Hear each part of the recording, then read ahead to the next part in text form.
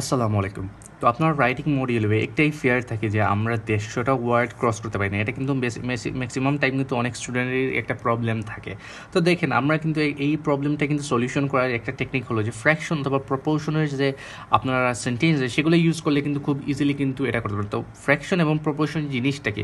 জিনিসটা হলো গিয়ে আমরা কখনো যে আমরা যদি দেখি যে নিউমেরিক্যাল বা পার্সেন্টেজেস যেগুলো আছে যেগুলো কিন্তু সংখ্যায় থাকে। তো সেই সংখ্যাগুলোকে আমরা কিন্তু সেন্টেন্সে কনভার্ট করতে পারি অথবা আমরা কিন্তু এই সেন্টেন্সটা কিন্তু ইন্ডিকেট করতে পারি যে এটা এত পার্সেন্ট এবং এটা কিন্তু এত করছে বা এত ক্রস করছে। তো এইভাবেই কিন্তু আমরা ফ্র্যাকশন এবং প্রপোর্শন করতে হবে। প্রপোর্শনের মাধ্যমে আমরা কিন্তু ওয়ার্ডের যে লিমিটেশন সেটা কিন্তু বাড়াতে পারি। তো দেখেন এখানের মধ্যে আছে যেমন ধরুন প্রপোর্শন, এটা কিন্তু আমি বলে দিব আপনারা বেস্ট হবে যদি আপনারা এটা ওভারঅলে আপনারা ইউজ করেন এবং যদি আপনারা ফ্র্যাকশনগুলো ইউজ করেন আপনার লাইক বডি প্যারা 1 এবং 2তে এগুলো কিন্তু ইউজ করলে খুবই ভালো হয়।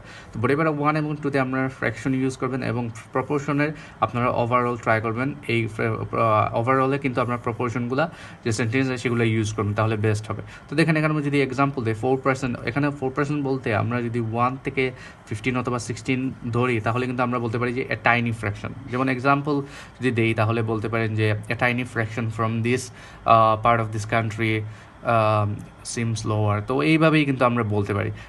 তারপর আছে অলমোস্ট এ কোয়ার্টার, বলতে পারি যে last year China had hit almost a quarter of their GDP. তো এইভাবে যেমন ধরুন এক্স্যাক্টলি এ কোয়ার্টার, নিয়ারলি 1/3, যেটা বলতে পারি আমরা নিয়ারলি 1/3 মানে 30-র উপর আছে। তেমন ধরলেন 49% just under a half, 50% exactly half, 51% just over a half অথবা হিট এ হাফ, 73% নিয়ারলি 3/4 অথবা যে বলতে পারি এখানে মোর দেন 3/4 যদি 75-এর উপর থাকে। আর প্রপোর্শনের ক্ষেত্রে এখানে দেখেন 3% আছে, তো আমরা বলতে পারি ইনসিগনিফিক্যান্ট প্রপোর্শন 16% আছে, এ স্মল প্রপোর্শন 51% আছে, এ মেজরিটি 70% আছে, এ সিগনিফিক্যান্ট মেজরিটি এবং 89% এ ভাস্ট প্রপোর্শন। তো এইগুলোই করতে হবে, কিন্তু মাথায় রাখবেন যে আপনারা যদি ধরেন খুব বেশিগুলো ইউজ করে ফেলেন তাহলে কিন্তু আপনারা নেগেটিভ মার্কের শিকার হবেন। অলওয়েজ ট্রাই করবেন যদি বডি প্যারা 1-এ যদি দেন তাহলে অলওয়েজ ট্রাই করবেন বডি প্যারা 1-এর মিডিলে এবং ট্রাই করবেন লাস্টে দেওয়ার, অর্থাৎ যে 2 থেকে 3বার ট্রাই করবেন এগুলো ইউজ করার। ওকে, বেশি ইউজ করলে কিন্তু আপনারা নেগেটিভ মার্কের শিকার হবেন।